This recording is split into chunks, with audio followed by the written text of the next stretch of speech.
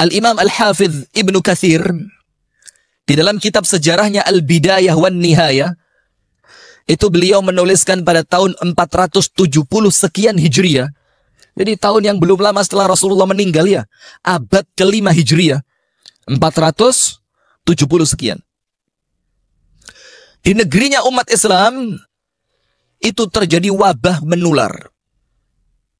Maka lihat apa yang dilakukan oleh khalifah di zaman itu. Apa yang dilakukan oleh pemimpin di zaman itu. Yang dikumpulkan bukan medis. Yang dikumpulkan apa? Bukan dokter, bukan perawat, bukan mereka yang ngerti ilmu medis. Terus yang dikumpulkan siapa? Al-ulama, para ulama. Lalu khalifah tanya. Ini diceritakan oleh Ibnu Katsir dalam kitabnya Al-Bidayah wan Nihayah. Itu kalau bisa dibahas di sini keren itu kitab itu. Itu kitab sejarah yang terlengkap. Yang nulis siapa? Al-Imam Ibnu Katsir. Sudah. Maka dikumpulkan para ulama. Setelah para ulama berkumpul, apa yang terjadi? Khalifah tanya, "Ma sababu hadzal bala'i wal waba?" Para ulama, tolong diberitahukan kepadaku, apa sebab terjadinya bala dan wabah ini? Apa ulama katakan? La syakka annahu nazala bidzambin wa ma'asiyatin. Tidak kami ragu sedikit pun bahwa bencana dan wabah ini datang kecuali karena musibah, kecuali karena maksiat. Kecuali karena apa? Maksiat. Terus khalifahnya tanya, "Wa ma ta'muruna?" Terus apa yang kalian perintahkan untuk kami para ulama? Apa kalian perintahkan untukku, kata khalifah? Apa kata ulama? Iqamatu al-amri bil ma'ruf wan nahi 'anil munkar. Kalian dirikan amar ma'ruf nahi munkar. Dan betul. Langsung ini khalifah memerintahkan semua pasukannya untuk menuju pelosok-pelosok negerinya. Untuk apa? Menghancurkan tempat-tempat kemaksiatan. Untuk kemudian mereka melakukan amar ma'ruf nahi munkar. Dan yang terpenting bukan amar ma'rufnya, tapi apa? Nahi munkarnya. Setelah itu dilakukan amar ma'ruf nahi munkar, di mana-mana digalakkan. Apa Imam Ibnu Katsir mengatakan? Wa ma makatha ghaira ba'id illa rafa'ahu Allah. Dan amar ma'ruf nahi munkar itu belum dilakukan lama, artinya baru sebentar dia. Baru sejenak dilakukan, baru sebentar, sepekan mungkin, 2 pekan mungkin, gak sampai sebulan. Apa yang terjadi? Illa rafa'ahu Allah. Maka wabahnya sama Allah diangkat. Artinya dari cerita yang kita sampaikan di pembuka ini, menunjukkan kepada kita, semua musibah yang terjadi, semua wabah bencana yang ada di sekitar kita, tidaklah terjadi karena apa? Kecuali karena apa? Maksiat. Berarti apabila antum ingin menghilangkan kemaksiatan itu, antum tidak cukup menjadi orang yang saleh, tapi antum harus menjadi orang yang muslih. Apa bedanya saleh dan muslih? Apa bedanya? Kalau saleh, baik dalam dirinya saja. Dia sholat, dia puasa, dia baca Al-Quran, dia tidak bermaksiat. Orang saleh. Tapi ternyata soleh saja tidak cukup.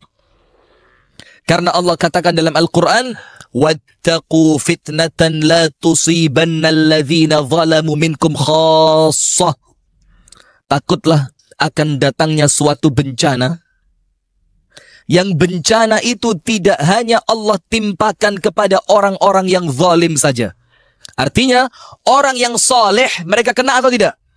Kena. Kemudian Ibnu Katsir mengatakan tafsirnya apa? Mengapa ya Allah orang yang soleh tetap terkena bencana? Mengapa yang terkena bencana bukan mereka yang zalim saja? Mengapa yang terkena bencana bukan mereka yang maksiat saja ya Allah? Apa kata Al-Imam Al-Hafidh Ibnu Katsir? Li'annahum taraku al-amra bil ma'ruf wan nahya 'anil munkar.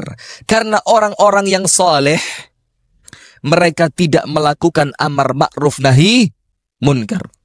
Maka ketika itu musibah datang, apa yang terjadi? Semuanya Allah timpakan musibah.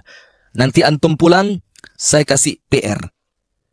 Apa PR-nya? Buka surah Hud. Surat apa? Hud. Ayat berapa? 117. Ayat berapa? 117. Apa Allah katakan di sana? Ini jadi kuliah subuh besok Pak BKM ya. InsyaAllah. Surat Hud ayat 117. Apa Allah katakan? Wa ma kana rabbuka liyuhlikal qura bidzulmin wa ahluha muslihun. Tidak akan pernah Allah mendatangkan musibah pada suatu tempat sementara di tempat itu penduduknya adalah mereka-mereka yang muslih. Sementara di tempat itu penduduknya adalah orang-orang yang melakukan amar ma'ruf nahi munkar. Berarti datangnya musibah itu ketika orang soleh mencukupkan dirinya dengan kesolihannya tanpa ia tergerak untuk memperbaiki orang lain. Faham sampai sini hadirin? Berarti amar ma'ruf nahi munkar penting atau tidak? Penting atau tidak? Misalkan di tempat kita ada kemaksiatan, kita diam atau kita lakukan amar ma'ruf nahi munkar? Diam atau dilakukan? Ini penting. Jangan diam. Jangan apatis. Tapi ingat, lakukan dengan cara yang terbaik. Tidak boleh sembarangan. Musyawarah dulu. Bikin forum komunikasi takmir masjid dan musola. Lalu kumpulkan mereka, rapat. Ini bagaimana di masyarakat kita ada tempat maksiat. Setelah semuanya rapat, semuanya musyawarah, angkat ke pihak yang berwenang. Tunjukkan datanya. Baru ketika sekali, 2 kali, 3 kali mereka tidak bergerak, boleh kita mendatangi tempat itu. Kenapa? Karena ini musibah yang datang, bukan cuma kalian yang maksiat yang terkena. Tapi kami yang duduk di masjid, itu pun akan terkena. Dan kalau antum diamkan, antum aman insya Allah bisa jadi. Tapi ingat, antum punya anak. Antum punya cucu yang belum tentu selamat dari kemaksiatan itu. Nah, sekarang hadirin kita masuk ke materi. Itu baru pembukaan itu ya, jangan khawatir. Kita masuk ke materi sekarang. Dampak dosa dan maksiat dalam kehidupan. Jadi kalau Anda berdosa, kalau Anda bermaksiat, apa yang akan Anda dapatkan dalam kehidupan Anda? Apa yang akan Anda rasakan dalam kehidupan Anda? Rumah tangga, ekonomi, kesehatan, kemasyarakatan, ketenangan dalam hati. Apa yang akan terjadi? Ternyata maksiat yang Anda lakukan itu ibarat racun yang Anda minum. Ketika Anda meminum racun, walaupun dosisnya cukup kecil, ada pengaruhnya ada? Pasti ada pengaruhnya. Sampai-sampai An-Nabi SAW meninggal karena takdir dari Allah. Asbab meninggalnya apa? Memakan daging kambing, yang daging kambing itu oleh perempuan Yahudi diberi apa? Diberi apa? Racun. Seorang Nabi Muhammad bisa terpengaruh kesehatannya karena racun. Maka maksiat itu ibarat racun. Apabila antum bermaksiat, maka yang mati bukan fisik tapi apa? Hati. Dan para ulama mengatakan ajaban, sungguh menakjubkan, sungguh mengherankan. Apa itu? Orang yang rela meninggalkan makanan karena takut sakit, tapi mereka tidak meninggalkan maksiat karena takut azab. Ada enggak di sini orang nggak berani makan kikil? Tahu kikil ya? Apa kikil? Kikil dimasak kuning, kuah kuning, enak gak? Wih, mantap. Gak berani makan kikil, takut penyakit apa? Kolesterol. Misalkan dia kena penyakit jantung koroner, misalkan dia kena penyakit stroke. Berani makan kikil dia? Berani makan kikil dia? Gak berani. Berani makan jeroan kambing? Kenapa antum pegang dia? Sakit jantung dia? Oh enggak ya? Masya Allah, antum mudah-mudahan panjang umur, sehat walafiat, berkah hidup antum. Insya Allah, amin. Bacaan Qurannya Masya Allah. Top ya. Bagus gak suara qori Qurannya tadi? Bagus gak? Sudah nikah qorinya? Sudah nikah belum tadi? Belum. Rebutan akhwat. Lihat tadi qorinya tadi. Itu suaranya mantap. Antum setiap mau tidur nanti dibacain Quran. Dan bacanya nggak sedikit. Dibacanya berapa? 30 juz. Seminggu baru tidur antum insyaallah. Sudah, kita lanjutkan. Artinya hadirin sekalian, ada orang yang rela dia meninggalkan makanan kesukaannya karena takut apa? Sakit. Tapi banyak orang tidak meninggalkan kemaksiatan karena takut hatinya sakit. Dia nggak nganggap itu maksiat lebih berbahaya dibanding makanan yang bikin antum sakit, bikin antum mati. Itu maksiat jauh lebih berbahaya karena dia mematikan hati, memutus antara seorang hamba dengan Allah Subhanahu wa Ta'ala. Nah, maka antum tulis nomor 1. Terkadang kemaksiatan itu tidak langsung menampakkan efeknya secara langsung. Nomor 1 itu. Terkadang apa? Efeknya tidak langsung nampak. Maka kita perlu ceritakan cerita dari Al-Imam Muhammad ibnu Sirin, seorang ulama dari kalangan tabi'in. Siapa namanya? Muhammad bin Sirin. Ulama luar biasa. Yang salah satu di antara sifat yang paling menonjol dari Al-Imam Ibnu Sirin itu apa?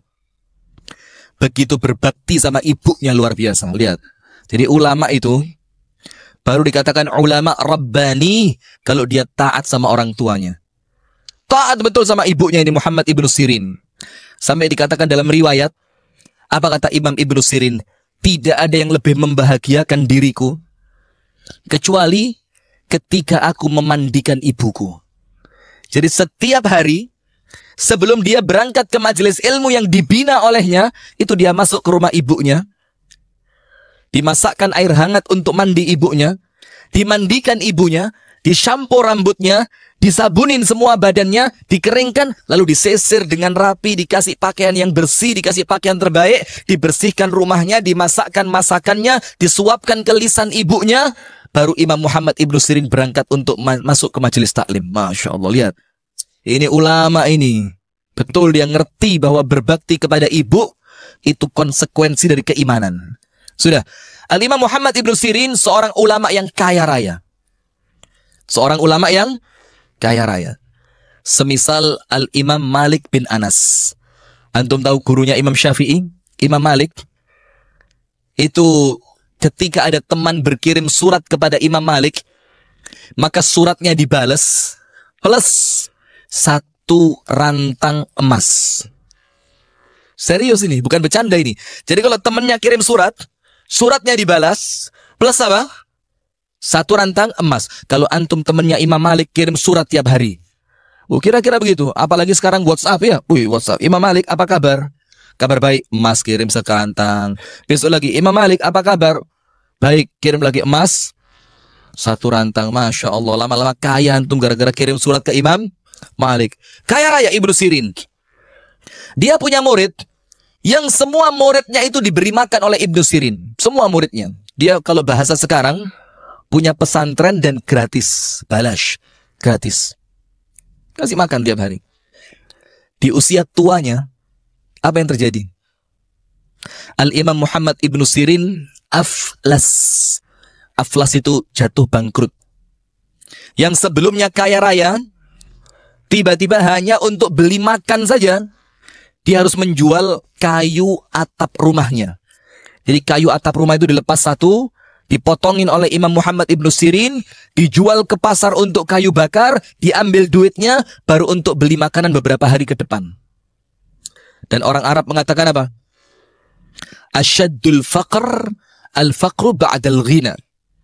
Kemiskinan yang paling berat, itu miskin setelah sebelumnya apa? Kaya.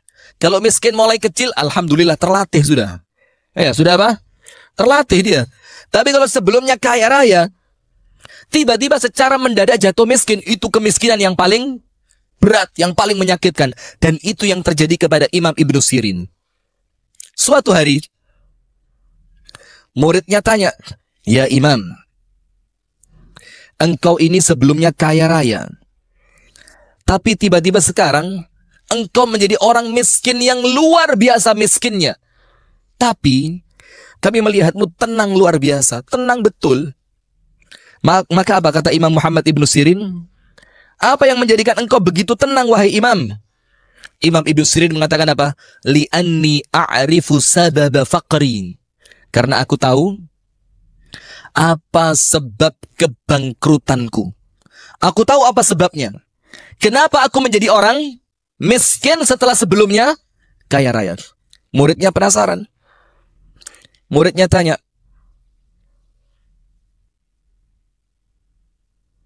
wa ma sababu faqrik wa aflasik? Apa sebab kamu menjadi miskin seperti ini?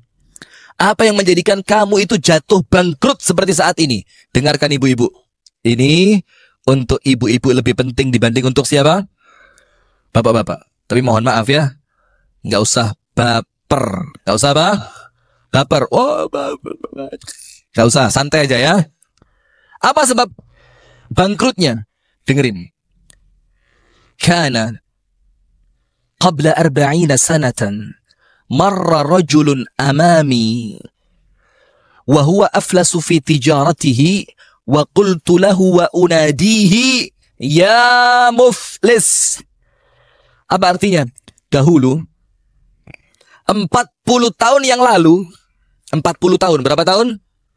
40 tahun yang lalu, ada seorang laki-laki yang jatuh bangkrut, perniagaannya hancur, hartanya habis, rumahnya ludes. Itu laki-laki lewat di depan saya, dan saya panggil laki-laki itu, dan saya teriak di depan mukanya.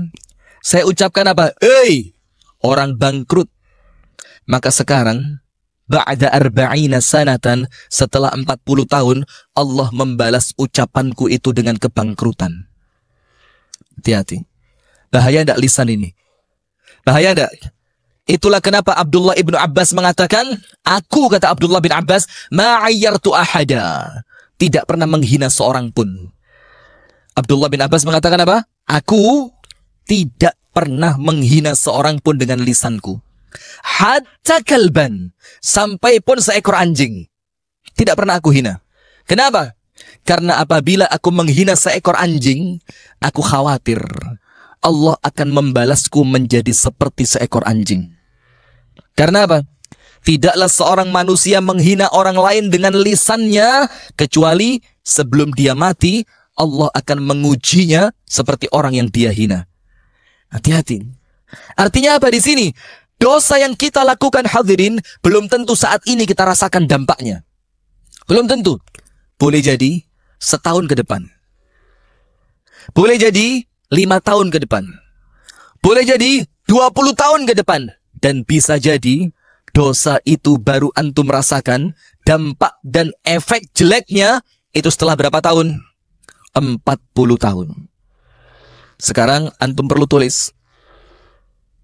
Kenapa Allah menangguhkan orang yang bermaksiat tidak langsung diazab? Kenapa orang yang bermaksiat tidak langsung dihancurkan sama Allah? Maksiat mati, maksiat mati, maksiat mati. Habis orang ini ya. Kenapa ditunda sama Allah? Karena 2 sebab. Nomor 1, Allah menanti dia bertaubat. Nomor 2, Allah sengaja membuat dia lupa dengan kemaksiatannya, akhirnya dia tidak beristighfar, akhirnya dia tidak bertaubat, sehingga nanti di hari kiamat azabnya orang itu sempurna. Maka hati-hati, kita di antara 2. Kalau bukan Allah menanti pertaubatan kita dan kita tidak cepat-cepat tobat, maka artinya Allah ingin membuat kita lupa dengan dosa kita, sehingga nanti di hari kiamat azab untuk kita itu berat betul. Kenapa? Karena kita tidak sempat tobat, tidak sempat maksiat. Kemudian, yang pertama, di antara dampak maksiat yang kita lakukan, nomor 1, para ulama mengatakan bukan uang dulu, bukan urusan finansial dulu, bukan urusan materi. Nomor 1, yang menjadi kerisauan para ulama, yang menjadi kerisauan ahli ibadah ketika mereka bermaksiat, itu apa? Tentang ilmu. Tentang apa? Ilmu. Maka dikatakan oleh Al-Imam Ibnul Qayyim Al-Jauziyah rahimahullahu ta'ala, murid dari Al-Imam, dari Syekhul Islam Ibnu Taimiyah. Apa beliau katakan? Wa min athari al-ma'asi, di antara dampak buruk kemaksiatan, nomor satu apa? Hirmanul ilmi, diharamkan dari mendapatkan ilmu. Hati-hati. Diharamkan dari mendapatkan apa? Ilmu. Duduk di majelis taklim, tapi tidak bisa mendengarkan, ngantuk. Maaf ya, boleh jadi karena terlalu banyak dosa. Ngantuk enggak? Tapi rame sendiri. Boleh jadi karena dosa. Tidak ngantuk, tidak rame sendiri, mendengarkan, tapi tidak mampu menggerakkan hatinya untuk beramal. Tahu ilmunya, ngerti dalilnya, tapi tidak tergerak untuk apa? Beramal. Boleh jadi karena dosa. Karena apa? Antum pernah tahu Imam Syafi'i? Ini kan hebatnya luar biasa ini Imam Syafi'i. Sampai Imam Syafi'i itu tidak berguru kepada Imam Malik sebelum Imam Syafi'i menghafalkan kitabnya Imam Malik Al-Muwatta. Ribuan hadis. Sudah hafalannya kuat. Suatu hari, Al-Imam Asy-Syafi'i mengeluhkan tentang hafalannya yang tidak lagi sekuat zaman dahulu. Hafalannya mulai apa? Mulai melemah. Yad'uf, mulai melemah. Maka dia datang kepada gurunya yaitu Imam Waqi'. Kepada gurunya yaitu siapa? Imam Waqi'. Maka dikatakan dalam bait syair yang sangat masyhur, ini yang pernah ngaji di pondok mesti apal ini. Apa itu? Syakautu ila waqi'in su'a hifdhi fa arsyadani ila tarkil ma'asi wa qala fa innal ilma nurun wa nurullahu la yuhdahu 'asi. Aku mengeluhkan tentang buruknya hafalanku kepada Imam Waqi', kepada guruku. Maka guruku mengatakan kepadaku untuk supaya aku meninggalkan kemaksiatan. Kenapa begitu? Wa qala fa innal ilma nurun, dan guruku mengatakan karena ilmu itu adalah cahaya dari Allah. Wa nurullahu la yuhdahu 'asi. Sementara cahaya Allah itu tidak akan bisa bertempat di hati yang penuh dengan maksiat. Maka hati-hati. Kalau kemudian ilmu itu tidak berbekas di hati kita, ilmu itu tidak menambahkan rasa takut kita kepada Allah, atau tidak menguatkan kita untuk semakin dekat dengan Allah, apa para ulama katakan? Man zada ilmuhu walam tasdad ibadatuhu fa ilmuhu la yaziduhu illa bu'da. Barang siapa yang bertambah ilmunya, tidak bertambah ibadahnya, tidak bertambah kedekatannya kepada Allah, maka tidaklah ilmu itu menambahkan kepadanya kecuali semakin jauh dari Allah. Hati-hati. Dan salah satu yang akan Allah tanyakan kelak di hari kiamat, la tazulu qadama 'abdin yaumal qiyamat hatta yus'ala an arba'. Kaki kita semua, laki ataupun perempuan, tidak akan bergerak satu langkah pun di hari kiamat sampai kita menyelesaikan 4 pertanyaan. Maka para ulama mengatakan apa? A'iddul jawaba qabla su'al. Maka siapkan jawabanmu sebelum engkau ditanya. Nomor 1, an umrihi fima afnah. Umurnya habis untuk apa? Hati-hati. Umur kita ini, mulai kita balik sampai nanti kita meninggal dunia, insya Allah husnul khatimah. Amin ya rabbal alamin. Itu oleh Allah ditanya. Dan maaf ya, tidak ada jawaban borongan. Ngerti borongan? Gini Allah, biar singkat ya, kita kompromi aja lah. Gimana itu? Mulai kecil sampai remaja sibuk sekolah. Ya sudah. Remaja sampai nikah sibuk cari kerja ya Allah. Setelah nikah sampai tua sibuk rumah tangga ya Allah. Tua sampai mati sibuk ngurusin penyakit sama obat ya Allah. Selesai? Enggak. Allah tanya buat antum ini dan saya juga detik per detik. Maka waktu yang paling menyenangkan, waktu yang paling menyelamatkan adalah waktu yang kita gunakan dalam rangka taat kepada Allah. Nomor 1, umurnya habis buat apa? Nomor 2, wa an syababihi fima ablah. Umur sudah, sekarang usia muda. Muda itu berapa? Muda itu umur berapa? Berapa? Kenapa 15? Kenapa? Muda, menurut para ulama itu mulai baligh sampai 40. Sampai berapa? 40. Artinya di bawah 40 masih muda. Angkat tangan yang masih muda. Oh, jangan ikut-ikut yang tua ya. Nggak usah ngomong umur, sensitif. Sudah. Saya kelahiran 97. Sudah? Percaya? Enggak. Awas kualat ya, nggak percaya sama Ustadz ya. Sudah. Kemudian 40 sampai 60. 40 sampai 60 apa? Dewasa. Maka ibu-ibu kalau cari menantu yang dewasa kan? Ibu-ibu kalau cari menantu yang dewasa kan? Dewasa. Berarti cari menantu yang usianya berapa? Di atas 40. Sepakat ya? Ketawa antum. Sudah. Ditanya sama Allah, usia mudamu habis untuk apa? Mulai balik sampai 40. Ditanya detik per detik. Umur umum, muda secara khusus. Nomor 3, wa an malihi min aina iktasabahu wa fima anfaqahu. Ditanya tentang uang. Dapat dari mana? Habis untuk apa? Dan yang keempat, hati-hati, ini yang kita maksudkan sekarang. Wa an ilmihi madza amila bih. Ditanya sama Allah, ilmumu engkau gunakan untuk apa?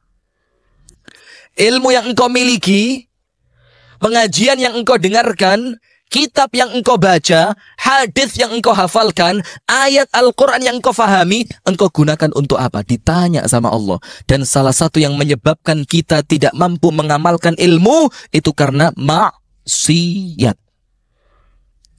Nah, maka nomor 1, orang yang banyak maksiat, Allah jauhkan dia dari ilmu. Kalaupun dapat ilmu, tidak mampu mengamalkan.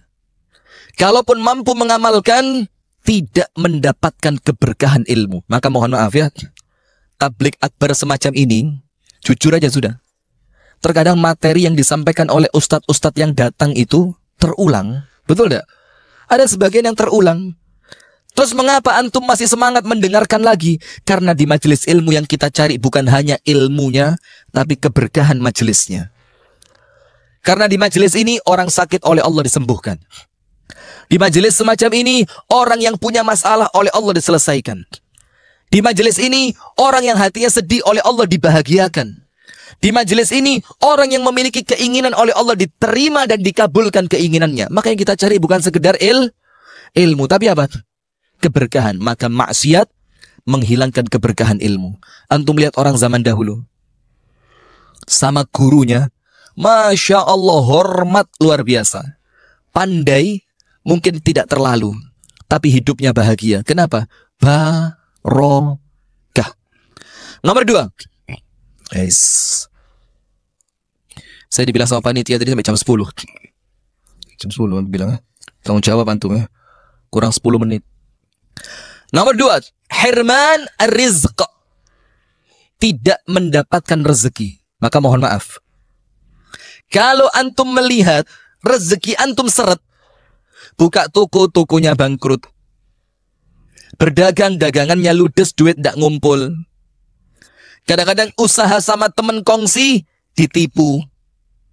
Apalagi kemudian, ya pokok rezekinya tidak ngumpul, punya duit.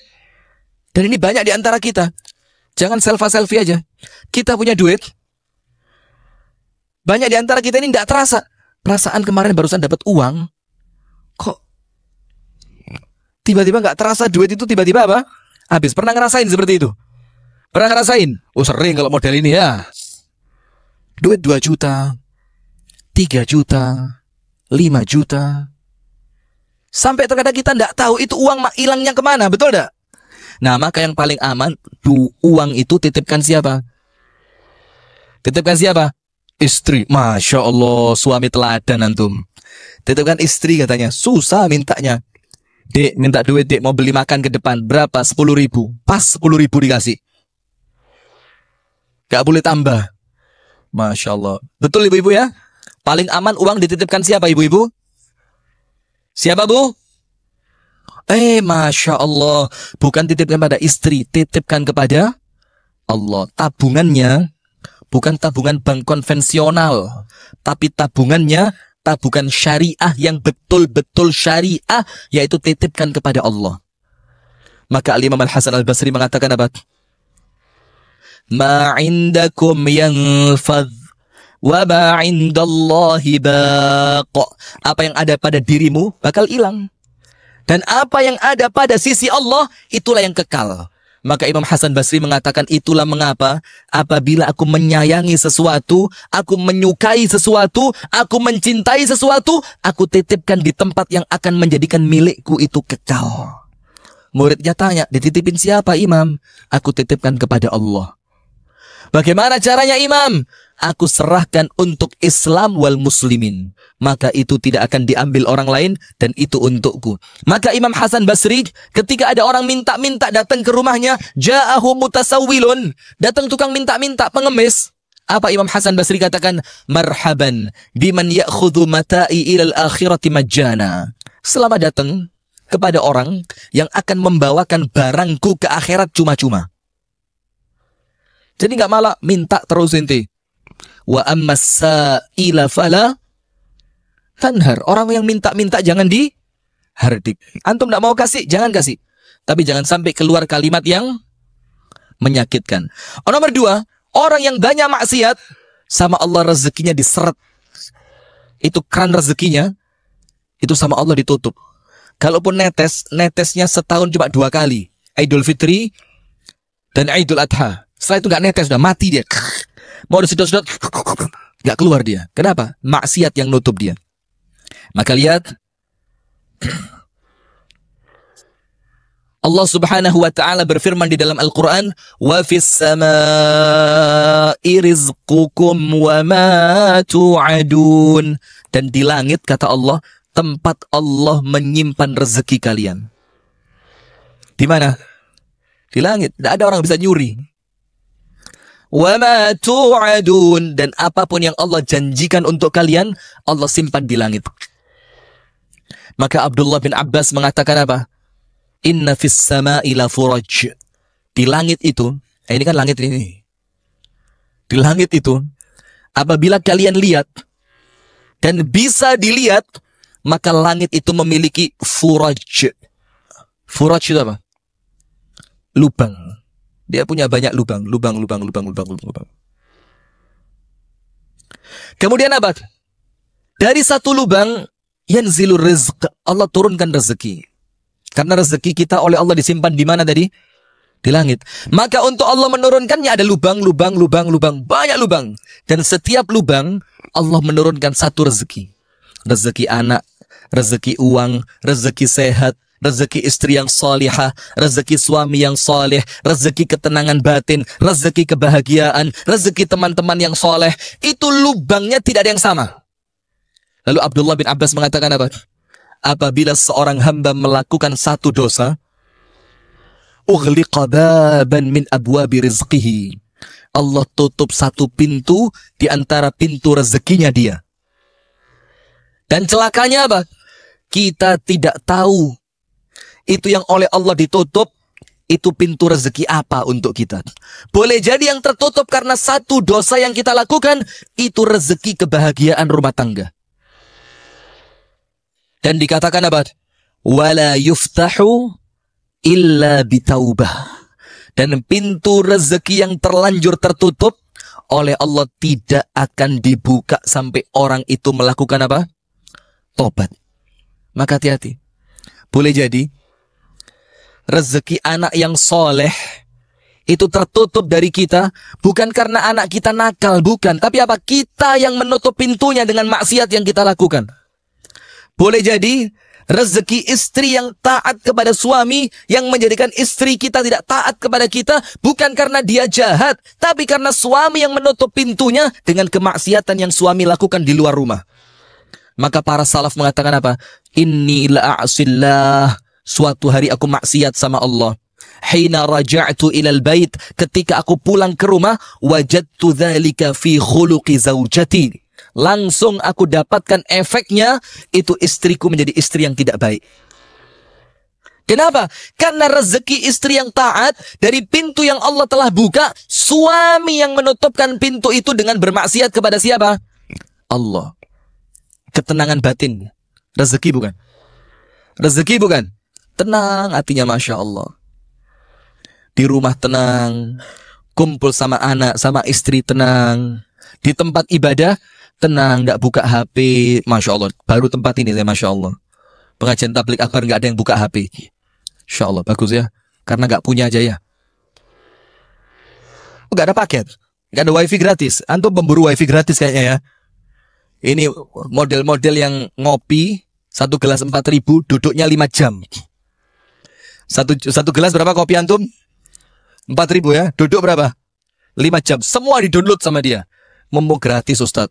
Ini yang punya kedai kopi ngamuk-ngamuk nanti ya. Kalau antum datang diciri sama dia, jangan boleh masuk dia. Ini rugi. Kita untung segelas cuma 1.000, wifi dihabisin dia katanya. Sudah. Ketenangan batin. Itu boleh jadi tidak kita dapatkan sumpek. Ngerti sumpek ya? Sumpek. Galau. Gak tenang hatinya. Jangan buru-buru. Ini karena rumah gak terlalu besar ini. Anak gak bisa di sini. Sumpek anak di sini. Gak kuat. Bukan karena istri juga. Oh istri jelek. Gak.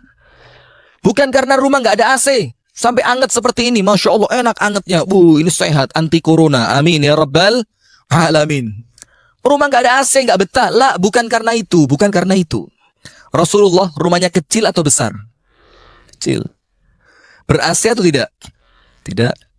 Perabotannya mewah atau tidak ada perabotan? Tidak ada perabotannya. Ada kamar mandi mewah di dalam? Tidak ada. Ada meja makan di dalam? Tidak ada. Ada spring bed di dalam? Tidak ada. Ada bed cover di dalam? Ada panci presto di dalam? Bu, ada panci presto di dalam? Tidak ada. Tapi kenapa Rasul ketika di rumah, itu kata Ibunda Aisyah, maka Rasul melupakan segalanya. Bahagia di rumah. Kenapa? Hatinya bersih. Tidak ada dosa yang menghalangi antara dia dengan rezeki bahagia. Nah, maka disebutkan dalam hadis yang diriwayatkan oleh Imam Ahmad, dikatakan di sini, innal abda la yuhramur rizqa bidzamb yusibuhu. Ada seorang hamba yang Allah menghalangi hamba itu dari mendapatkan rezekinya. Ingat, bukan rezekinya orang lain, rezekinya siapa? Rezekinya dia. Bidzambin, karena satu dosa yusibu yang dia lakukan. Satu dosa menghalangi rezeki. Dan ingat Pak, rezeki antum mau diambil dengan cara yang halal atau antum ambil dengan cara yang haram, sama itu rezeki antum. Baik caranya halal atau haram. Maka Rasul ingatkan yang sabar ketika cari rezeki. Karena engkau tidak akan pernah kehilangan rezekimu. Karena rezekimu tetap milikmu. Baik engkau cari dengan cara yang halal ataupun dengan cara yang haram. Tak kasih cerita. Saya suka cerita. Ali ibnu Abi Thalib radhiyallahu ta'ala anhu itu bawa kuda. Kemudian Ali bin Abi Thalib mau masuk ke dalam masjid. Ada satu keperluan. Ternyata di masjid itu tidak ada tempat untuk mengikat kuda. Tempat parkir tidak ada. Maka Ali panggil satu anak muda. Ini nampak wajahnya orang baik ini. Panggil sama Ali. Ya syab ta'al. Anak muda sini. Apa itu? Tolong. Aku ada sedikit keperluan untuk masuk ke dalam masjid. Tak lama aku akan keluar. Maka aku minta tolong kepadamu. Tolong kudaku sementara dipegangkan. Jangan sampai dia pergi. Anak muda bilang apa? Siap Ali. Dipegang kuda itu sama anak muda tadi. Ali bin Abi Thalib radhiyallahu ta'ala anhu masuk ke dalam masjid. Ketika selesai urusannya, Ali keluar. Sebelum Ali bin Abi Thalib keluar, dia mikir, baik sekali anak muda itu ya. Baik sekali itu anak muda. Dia mau memegangkan kudaku. Maka dibuka kantongnya Ali, krek. Karena Ali bin Abi Thalib bukan orang kaya ya. Dibuka, ada recehan 4 keping. Ada apa? Uang receh berapa keping? 4. 1 keping, 2 keping, 3 keping, 4 keping. Tapi Pak, kepingnya bukan uang perak, uang emas. 1 dinar, 2 dinar, 3 dinar, 4 dinar. 1 dinar kalau uang kita sekarang kurang lebih 2.200.000. 1 dinar. Kalau 4 berapa? 8.800.000. Oleh Ali dikeluarkan uang tadi. Apa kata Ali? Untuk membalas kebaikannya, akan aku berikan 4 keping uang dinar ini untuk anak muda itu. Masya Allah, lihat. Berarti biaya parkir di zaman Ali berapa? 8.800.000. Kira-kira kalau antum hidup di zamannya Ali, lebih milih jadi tukang parkir dibanding dosen. Kenapa? 1 kali parkir, kalau 1 hari dapat 10 parkiran, 88 juta 1 hari.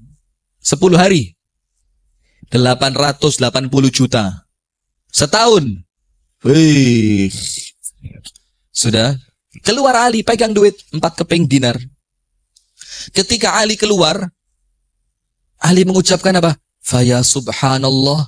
Anak mudanya hilang, kudanya ikut hilang. La ilaha illallah, kata Ali. Nggak jadi baik ini anak muda ini. Tapi hebatnya apa? Antum silakan baca dalam Manaqib Ali, sejarah keistimewaan Ali bin Abi Thalib. Itu kudanya Ali, itu mirip kudanya Zoro. Ngerti Zoro? Zoro. Jadi Ali niru Zoro ya. Kebalik ya. Zoro niru siapa? Ali. Apa itu keistimewaannya? Kudanya itu ketika disiut, itu kudanya balik. Maka sama Ali disiut itu kuda. Dengan suara yang cukup keras, maka kudanya langsung kembali ke arah tempat Ali bin Abi Thalib. Tapi ketika kuda itu kembali, talinya hilang, pelananya hilang. Dan antum pernah rasain naik kuda tanpa pelana? Wih. Ini kanan kiri ini Pak. Ini bisa kram selama 4 hari 4 malam gak hilang ini. Susah, berat, sakit. Akhirnya sama Ali kuda tadi dituntun, digiring sama dia untuk masuk ke pasar dalam rangka membeli pelana dan tali kuda. Setelah dia masuk pasar dengan uang 4 dinar tadi, masuk ke satu toko yang menjual perlengkapan kuda. Ternyata Ali melihat pelana dan talinya ada di toko itu. Ali mengatakan, ya Rob, hadiah. Ini punya saya. Ngomong sama yang punya toko. Yang punya toko bilang, enggak mau tahu. Beli. Punya saya. Apa buktinya? Coba dibalik. Di belakang pelana itu ada tulisan nama saya. Dibuka betul. Ada tulisan nama Ali bin Abi Thalib. Apa kata pedagangnya? Ya sudahlah, kalau memang milik kamu, aku barusan beli barang ini dari seorang anak muda. Ali mengatakan, saya tahu dia. Rambutnya begini, kulitnya begini, hidungnya begini. Betul, percis. Itu tadi anak muda saya suruh jagain kuda saya. Ternyata dijual pelananya sama kamu. Maka penjualnya bilang apa? Pemilik toko itu, ya sudahlah, gini aja, kamu ganti modalnya saja. Maka Ali tanya, berapa modal kamu beli dari dia tadi? 4 dinar. Berapa? 4 dinar. Langsung Ali bertakbir, Allahu Akbar. Itu anak muda, kalau dia sabar sebentar saja, dia dapat 4 dinar dengan cara yang halal. Karena dia tidak sabar, tetap dia mendapatkan berapa? 4 dinar, tapi caranya bagaimana? Haram. Maka jangan Anda haramkan rezeki Anda dengan bermaksiat kepada Allah. Itu nomor 2, hati-hati. Orang yang banyak maksiat, oleh Allah dihindarkan dari mendapatkan rezeki yang barokah. Habis waktu ya? Nah, saya taat ulil amri. Sami'na wa ata'na. Jazakallah khair. InsyaAllah kita lanjutkan di lain kesempatan ya. Subhanakallahumma wa bihamdika. Ashhadu an la ilaha illa anta. Astaghfiruka wa atubu ilaik. Assalamualaikum warahmatullahi wabarakatuh.